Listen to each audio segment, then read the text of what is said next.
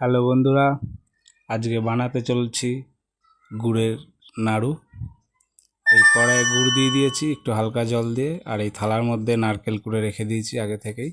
দুটো নারকেল আমি কুড়েছি, আজকে দুটো নারকেলের নাড়ু বানাবো।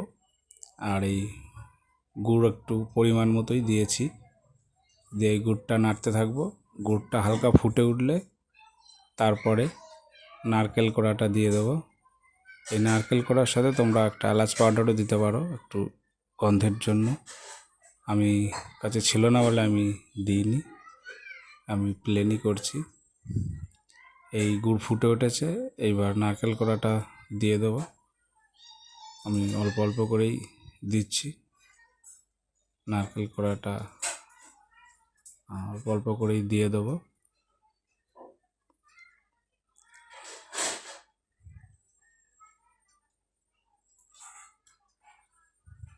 নারকেল কোড়াটা দেওয়া হয়ে গেলে আর আমি খুন্তি দিয়ে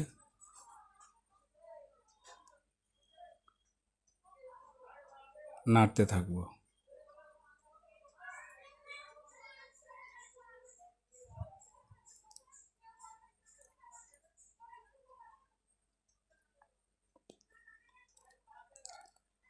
এই খুন্তি দিয়ে নেড়ে গুড়ের সাথে নারকেল কোড়াটা ভালো করে মিশিয়ে দেবো।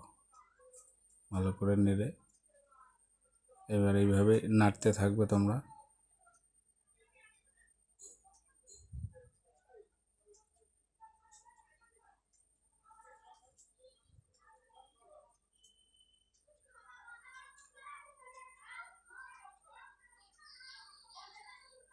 এইভাবেই নাড়তে থাকবে।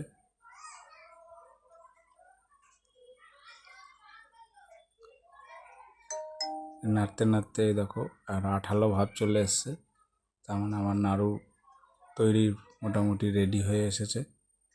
এটা আমি নামিয়ে নেব একটা থালাতে, যে থালাটায় আগে থেকে তেল মাখিয়ে রেখেছি যাতে থালার সাথে আটকে না যায়। এই থালাটায় আমি বানাবো, আর যে জায়গাটায় ঢালবো সেটাতেও আমি তেল মাখিয়ে রেখেছি। এই ঢেলে নিয়েছি, এবার আমি গোল পাকাবো। একটু গরম থাকতে থাকতেই করতে হবে, না হলে ওটা আবার ঠান্ডা হয়ে গেলে শক্ত হয়ে যাবে। তাই একটা বাটিতে জল নিয়ে নিয়েছি, জল হাত নিয়ে এই যে এইভাবে করে করে ঘুরিয়ে ঘুরিয়ে গোল পাকিয়ে থালার মধ্যে রেখে দিচ্ছি। এই জল নিয়েছি বাটিতে, এইভাবে ঘুরিয়ে ঘুরিয়ে আমরা গোল করে এই তেল মাখানো থালাটাতে রেখে দিচ্ছি।